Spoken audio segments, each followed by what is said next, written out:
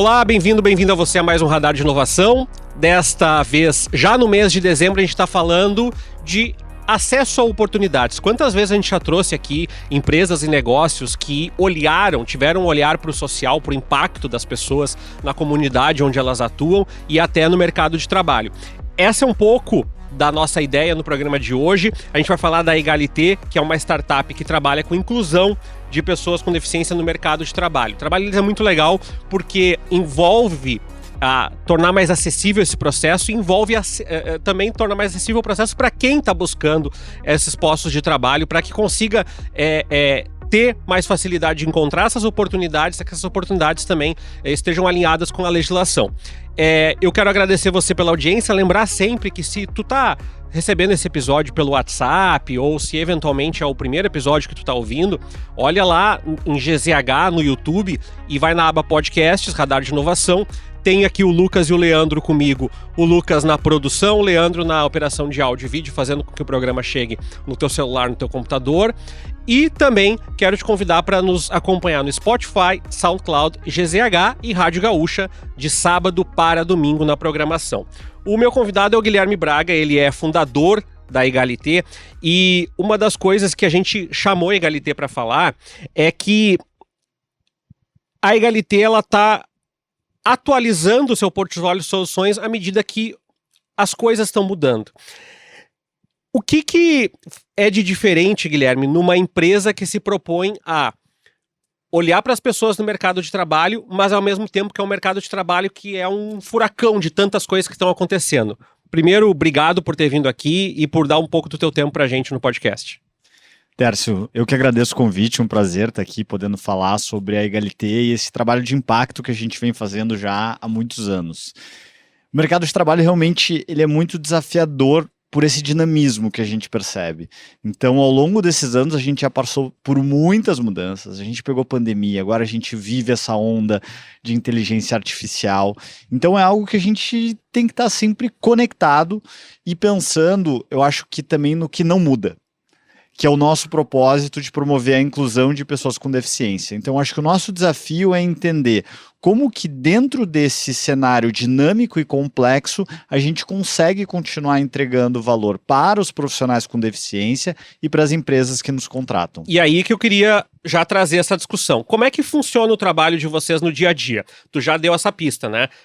Conectar as empresas que precisam ocupar essas vagas, inclusive no aspecto legal, muitas vezes as empresas não sabem como abrir, quantas abrir, em qual área, em qual setor, qual segmentação, o que é permitido, e muitas vezes as pessoas, PCDs também, não se sentem contempladas quando as empresas abrem, porque elas abrem com limitações, segmentações que não podem ser feitas. Como é que é o trabalho da Egalité conectando essas duas pontas?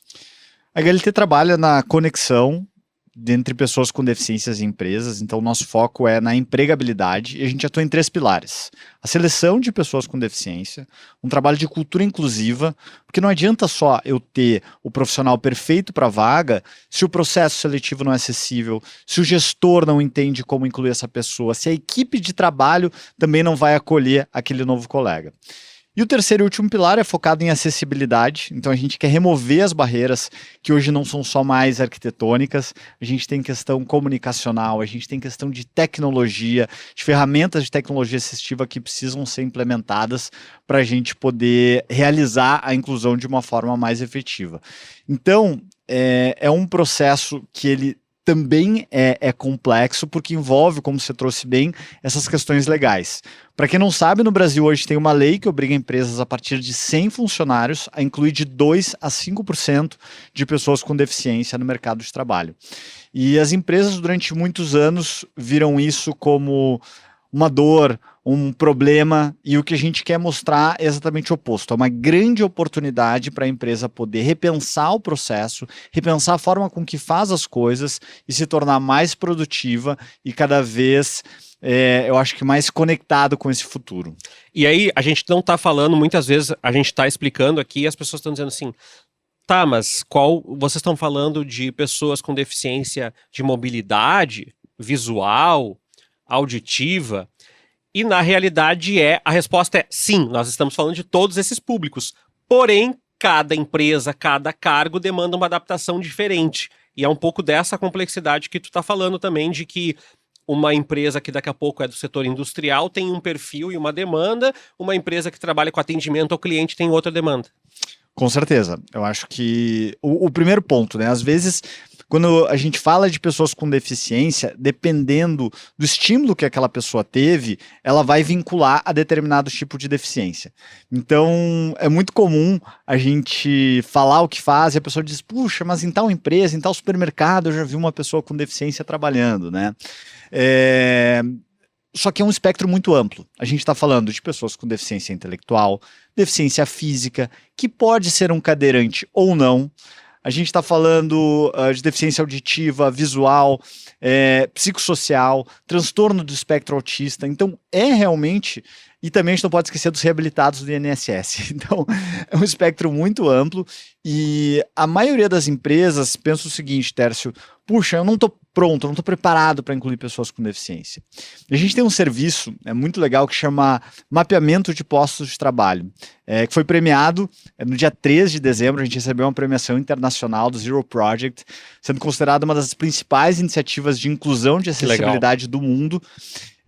No dia 13 de dezembro, o Dia Internacional da Pessoa com Deficiência, então está sendo, foi divulgado esse nosso prêmio, e é a gente mostrar para a empresa o seguinte, talvez você não esteja pronto para incluir todos os tipos de deficiência hoje, mas a gente consegue desenhar um mapa dizendo o nível de prontidão por cargo que você consegue incluir esses diferentes tipos de deficiência e o que você precisa fazer para se tornar mais acessível. Então a gente não quer excluir, a gente não quer dizer, puxa, nesse cargo não pode uma pessoa com deficiência.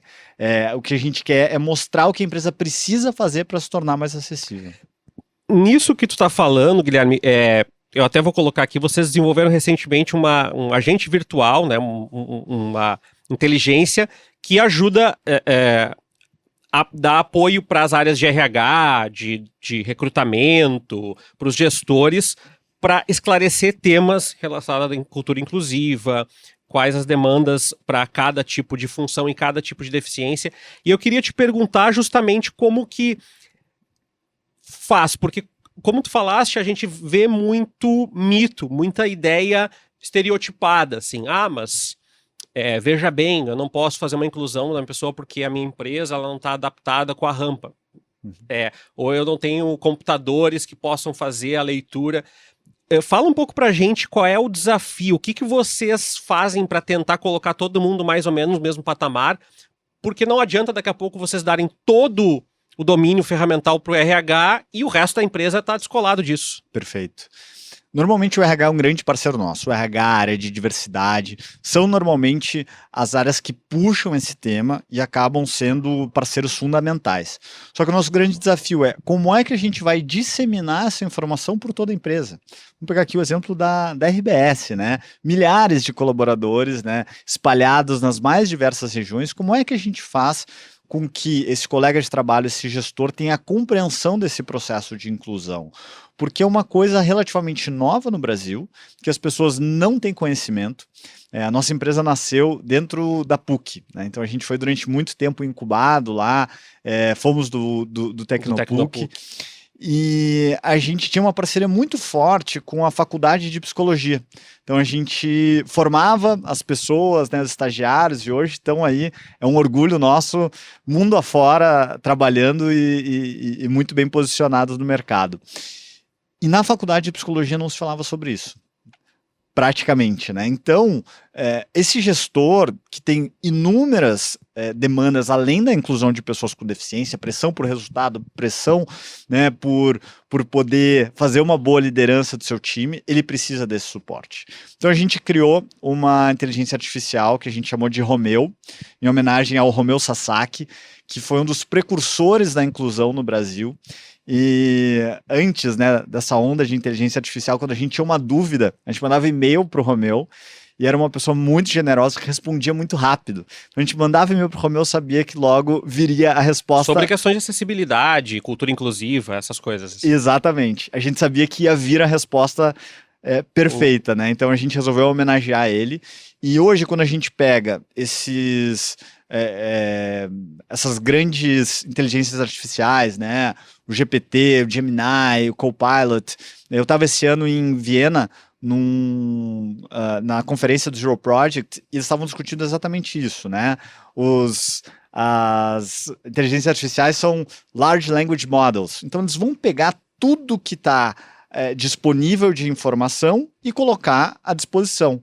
Só que, como você trouxe bem, às vezes a forma com que a pessoa com deficiência é reportada, a forma com que ela é vista pela sociedade não é o que a gente considera mais adequado e mais inclusivo. Então seria necessário toda uma curadoria que hoje não existe dentro dessas inteligências artificiais. O que a gente fez? Juntou toda a nossa base de conhecimento de anos de trabalho de consultoria e colocou isso dentro de um agente de inteligência artificial para poder entregar essa resposta precisa para os gestores, para o RH, para poder entender como fazer esse processo. E isso é importante que tu está falando, Guilherme, porque já que a gente entrou, né, nem é o foco tanto da nossa conversa, as IAs generativas, elas têm vieses, que são os vieses dos conteúdos que elas absorveram. Eventualmente são coisas um pouco imprecisas, ou eventualmente tem aquele viés que o pessoal até brinca de querer agradar e dar respostas que convergem com o conhecimento prévio da pessoa que está colocando. E quando a gente está tratando de um tema tão complexo e que envolve a vida dessas pessoas, basicamente, se elas vão ter um emprego, se elas vão ter um trabalho contínuo, se elas vão ter um horário, uma rotina, é necessário a gente sair um pouco dessa convenção, né? Muita gente hoje está nos assistindo, mas dá para perguntar ali no ChatGPT. Que dá. Só que há imprecisões e há inadequações que não podem ser respondidas de forma muito genérica, né? Exatamente. Então, é uma dor que a gente sentiu, e muito nesse modelo de startup, a gente gosta de replicar e ir fazendo pequenos testes. Então, era uma demanda que acontecia comigo, com meus sócios, com o nosso time, de receber dúvidas por WhatsApp. Então a gente brinca que é o Egalité Dicas, né? Não, eu preciso só de uma dica aqui. A gente falou, cara, a gente tem uma oportunidade aqui. A gente quer, de novo, pensando no que a gente falou lá no início da nossa conversa, né? De estar se reinventando, de estar podendo pensar como vai ser o futuro, é fundamental que a gente consiga entregar essa informação precisa e adequada para poder construir essa cultura inclusiva. Uma das coisas que tu falaste que eu queria focar um pouco primeiro, nem todas as empresas conhecem a legislação, isso já é algo a ser colocado. Segundo, muitas vezes as empresas estão tão ocupadas em fazer o seu negócio sobreviver às transformações do mercado que elas se desconectam disso. No entanto, a gente tem pessoas com deficiência em diferentes cursos universitários, em diferentes formações técnicas e que, às vezes, eu imagino que seja essa a dor que vocês tentaram resolver com a Egalité, não tem esse encontro, não tem esse match entre a pessoa que diz, pô, eu tô me formando aqui em ciência da computação, mas a vaga não apareceu para ela. Como acelerar essas transições, já que tem tanta gente com formação, porém a vaga não chegou, ou a vaga chegou num formato que não é acessível para essa pessoa, né? Muitas vezes até o formato de leitura, a arte que não vem com descrição. Como é que faz esse match? Não é fácil. Eu acho que, voltando ali ao que a gente estava trazendo, que é um trabalho de cultura e de longo prazo. Então, acho que, primeiro, a empresa precisa ter um entendimento de que, sim, existem pessoas com deficiência qualificadas no mercado para suprir as vagas. Porque o que a gente mais ouve é, puxa, faltam pessoas com deficiência, não tem... Quando a gente pega dados... só para dar uma dimensão, assim, a gente tem por volta, hoje a lei de cotas gera 1 milhão de vagas de emprego. A gente está um pouco mais da metade, por volta de 580 mil vagas formais de trabalho, né, fechadas com pessoas com deficiência. Quando a gente olha para pessoas economicamente ativas e que têm deficiências que se enquadram na lei de cotas, a gente está falando por volta de 10 milhões de pessoas com deficiência. Então, para cada vaga aberta, a gente teria pelo menos 10 candidatos. E aí, essa hora que o pessoal da RH fala, puxa, mas por que eu não acho, eu coloco uma vaga não e as chegou pessoas em não mim, aparecem? Né? Então tem uma série de fatores que vão fazer, né? A forma como você vai se comunicar, a acessibilidade. A gente criou durante a pandemia, pensando nessas reinvenções, né, que a gente vem falando, a gente do dia para a noite perdeu todas as vagas que a gente estava trabalhando. Porque as empresas olharam para dentro e pararam de olhar para fora. E a gente ficou quebrando a cabeça, muitas pessoas com deficiência pedindo emprego para nós, a gente não tinha o que oferecer. E a gente falou, puxa, vamos fazer uma feira online de empregos. e vai ser 100% gratuita. Então, voltando também para o que eu trouxe no início, da gente entender qual que é o nosso propósito, o que a gente faz e as coisas que não mudam, né? Então, a gente conseguiu, em 2 meses, criar esse evento, que era 100% gratuito para as empresas e para os candidatos, que a gente nunca cobra nada. E a gente resolveu tentar viabilizar o evento buscando patrocínios. A nossa meta era vender 2 ou 3. No primeiro ano a gente vendeu 17. E a gente queria ter algo entre 200 a 300 vagas. A gente teve 5.146.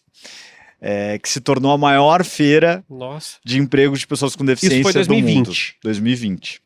E essa plataforma foi evoluindo e hoje a gente tem de forma recorrente as empresas o tempo inteiro, né? Então é um job board específico para pessoas com deficiência, que as empresas podem postar suas vagas, conectar com o seu sistema de recrutamento, que normalmente não é acessível. A gente publica automaticamente na nossa plataforma e devolve essas inscrições. E eu estou trazendo tudo isso porque a gente tem uma estatística muito interessante. No evento que a gente fez esse ano, em setembro, a gente teve mais de 50% das pessoas com ensino superior e mais de 20% com pós-graduação. E as pessoas pensam, puxa, não tem profissional com deficiência o suficiente. Tem sim, mas é isso, a empresa tem que estar aberta a poder olhar para diferentes vagas, porque às vezes ela pensa, puxa, eu estou tentando fechar uma vaga aqui de auxiliar administrativo, eu não consigo fechar. Então, um analista financeiro sênior não vai ter disponível. Essa é normalmente a conexão que as empresas acabam fazendo. Só que às vezes o mercado está olhando muito para determinado tipo de vaga e pouco para outro. São poucas empresas que têm profissionais com deficiência em cargos de liderança. E eu conheço muitas pessoas extremamente qualificadas que poderiam estar trabalhando em cargos de liderança. Então, as empresas precisam se abrir também para essas oportunidades. Tu estava falando agora, e eu na condição de professor universitário, eu tenho visto nos últimos 10 anos, assim, uma crescente de alunos com alunos que são pessoas com deficiência e de diferentes ordens e que estão terminando o curso. Sobretudo alunos do espectro autista, mas também alunos com deficiência intelectual ou física. Isso, para vocês, é visual também? Vocês têm percebido uma aceleração da qualificação dessas pessoas de maneira geral? As universidades, os cursos técnicos, as formações estão sendo, felizmente, mais ocupadas por pessoas com deficiência? Com certeza, eu acho que a gente tem uma melhora de acessibilidade em vários aspectos, tanto financeiro quanto também de acessibilidade comunicacional, arquitetônica, o MEC cobrando muito. A gente teve vários clientes que são universidades, instituições de ensino, que estavam criando novos cursos e o MEC cobrando acessibilidade para poder liberar isso. Então tem uma série de questões que aceleraram esse ponto, o EAD, né, que facilitou demais esse acesso, e a gente vê também empresas formando profissionais com deficiência para atuar.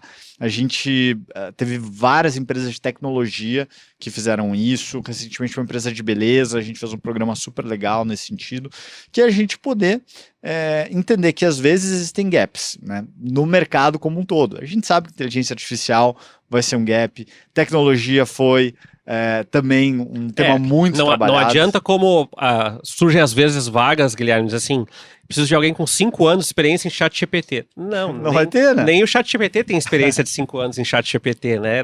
Aí é difícil também. Exatamente. Então a gente vem percebendo, né, as empresas mais abertas a olhar, a ter essa paciência de às vezes capacitar as pessoas, né?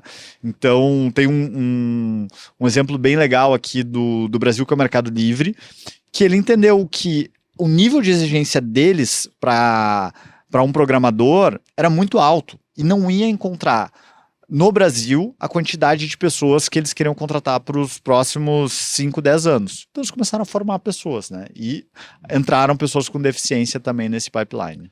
Conta pra gente, muitas pessoas devem estar pensando, então a Egalité é um escritório, a Egalité é uma empresa de software, a Egalité é uma empresa de atendimento. Como é que vocês atuam? Quem é a Egalité? Quem são as pessoas? Quantas pessoas trabalham? Vocês trabalham remoto? Como é que funciona? A HLT é um pouco de cada.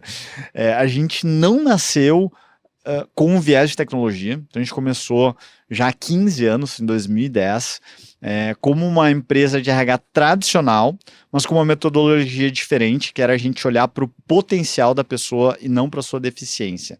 Então eu entender quais são as competências que essa pessoa tem para poder incluir ela na vaga certa, deixando um pouco de lado essa questão da deficiência. Para a gente escalar o nosso negócio, a gente começou a ver que a tecnologia era fundamental. E começamos a procurar ferramentas disponíveis no mercado para a gente escalar.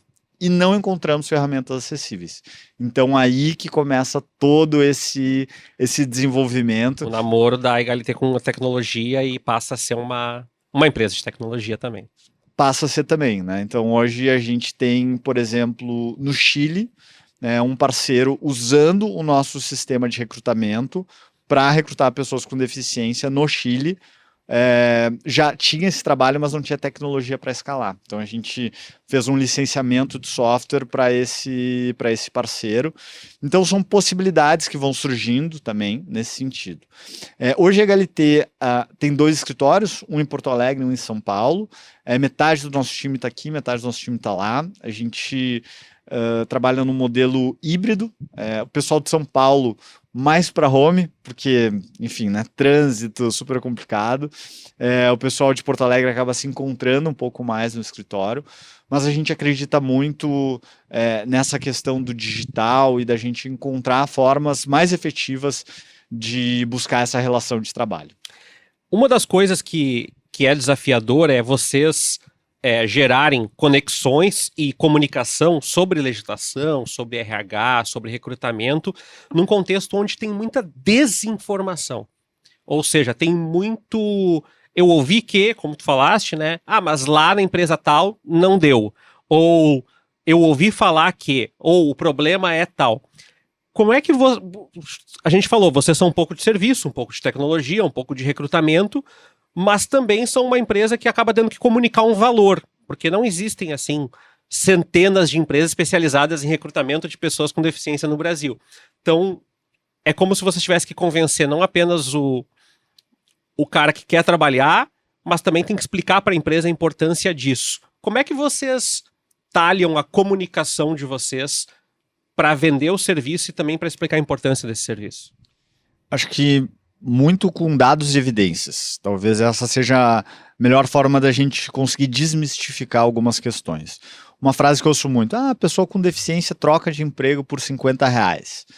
Bom, pode ser que R$50 para aquela pessoa faça a diferença. Mas vamos analisar de uma forma um pouco mais aprofundada, né? Vamos entrar para dentro dos números de vocês. Quantas pessoas com deficiências promoveram nos últimos 12 meses? Nos últimos 24? E aí começa a ver que aquela pessoa que estava há 5 anos, viu todo mundo na sua volta receber algum tipo de promoção, algum tipo de deslocamento positivo na sua carreira, essa pessoa ficou parada. E aí não tem, né? Vai fazer uma entrevista de desligamento em 3 minutos, a pessoa fala, não, que eu recebi uma outra oportunidade, recebi um pouquinho melhor. Então a gente tem muito esse trabalho de entrar para dentro das empresas e conseguir fazer um diagnóstico adequado do que é a situação e do porquê que isso está efetivamente acontecendo. A gente estava tendo um bate-papo esses tempos com uma empresa falando sobre benefícios. Puxa, eu quero saber por que a pessoa sai, que benefício que é importante. E era uma empresa que tinha uma parte de varejo. A gente começou a ver que o turno que essa pessoa trabalhava, às vezes era mais importante do que somente uma questão de remuneração. Pega aquele horário, né, de fechamento de loja de shopping, que a pessoa sai 10, 11 da noite, era muito ruim. Então, a gente começa a ver que tem várias questões que são importantes. A gente tem um case muito legal que a gente construiu com uma rede de supermercados, que a gente ajudou a incluir 900 pessoas com deficiência ao longo de 1 ano e meio. Foi um dos maiores cases de inclusão que a gente fez.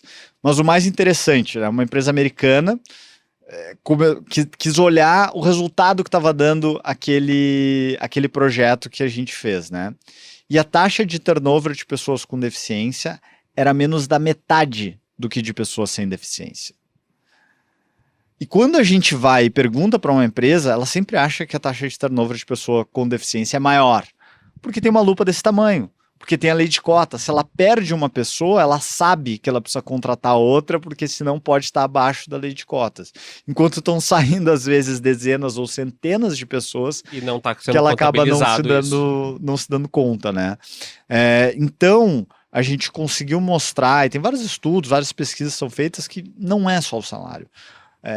O fato de ter uma cultura inclusiva, da pessoa ter possibilidade de promover e crescer na sua carreira, às vezes tem um impacto maior até do que o salário.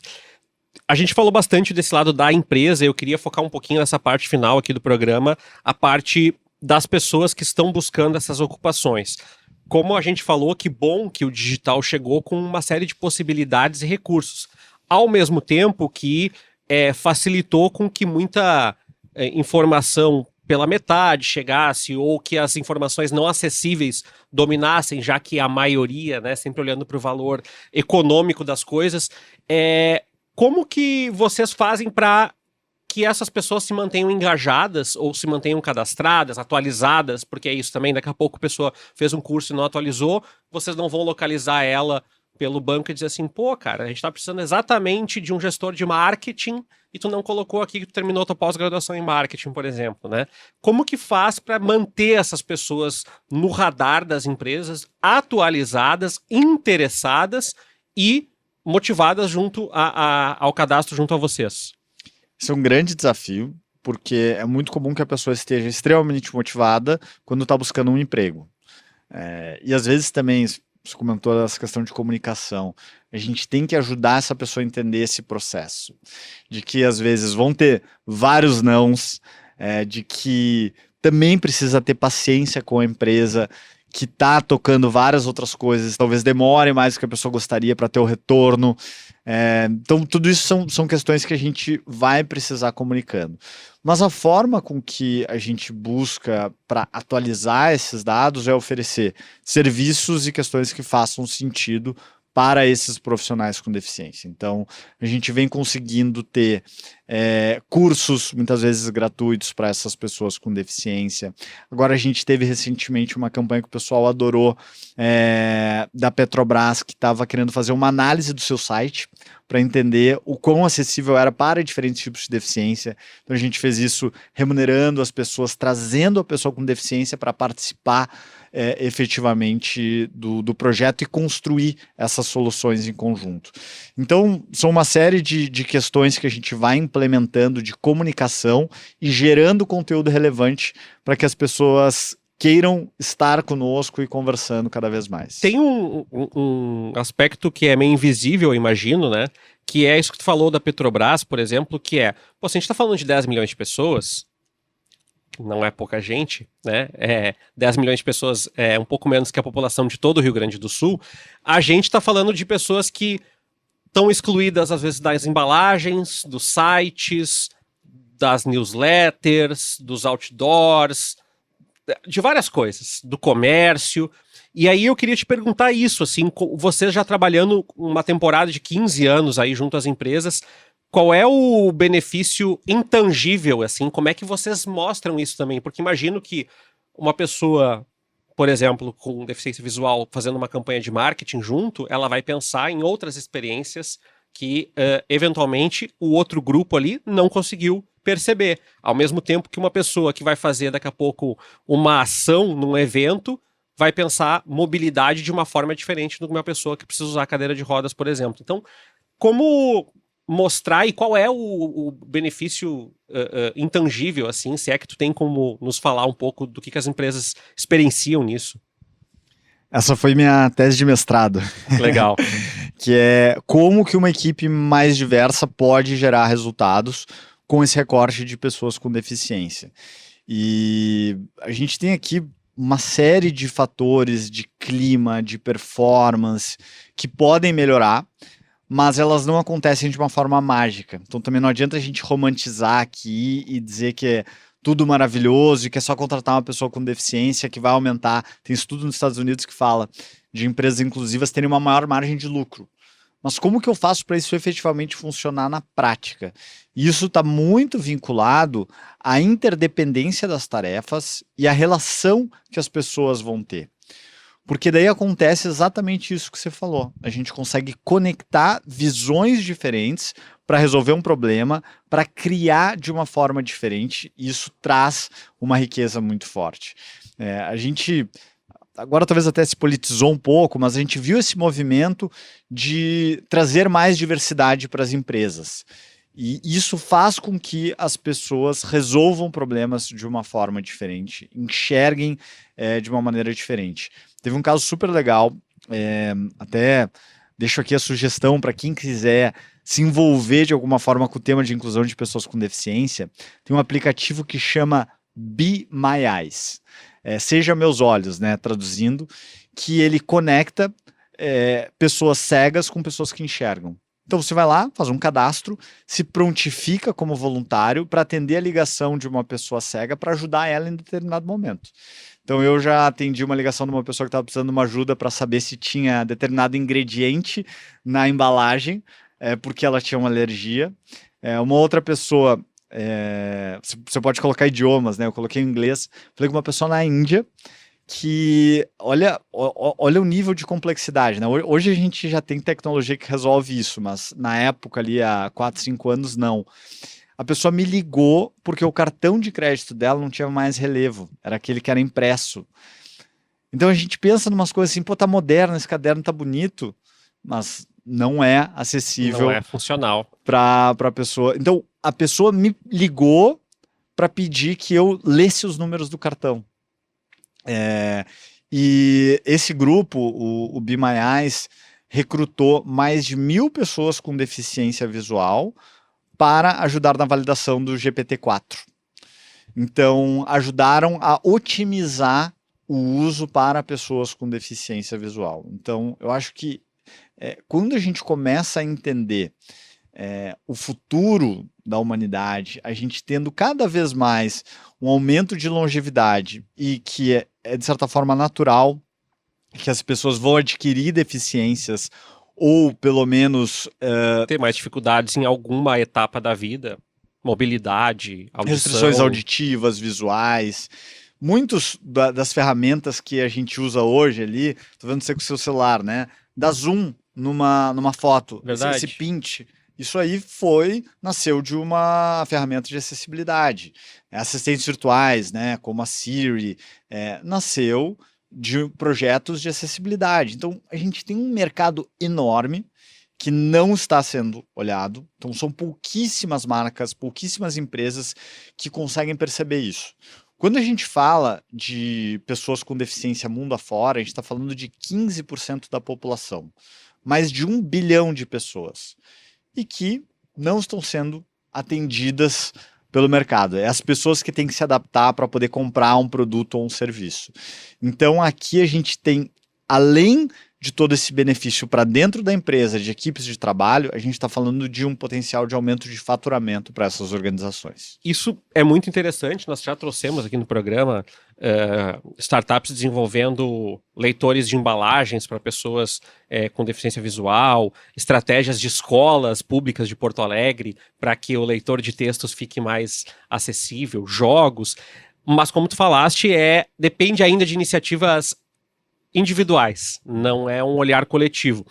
Quem quiser conhecer um pouco mais do trabalho da Egalité, Guilherme, como é que as pessoas podem saber o que vocês fazem, acompanhar o trabalho? Vocês costumam postar dicas? Como é que funciona isso? A gente tem um conteúdo muito legal, gratuito, tanto para as pessoas com deficiência quanto para as empresas. Então acesse o nosso site, que é egalité.com.br. A gente tem nosso blog lá, uma série de conteúdos super interessantes. Nas redes sociais, Vagas Egalité. Então a gente Vagas Egalité. Vagas Egalité. A gente vai ter vídeos, uma série de posts ali bem legais para poder ajudar as pessoas a conhecerem mais sobre inclusão. E acho legal, para a gente fechar aqui, porque daqui a pouco as pessoas vão dizer, legal, mas não tenho nenhuma deficiência, então não é para mim.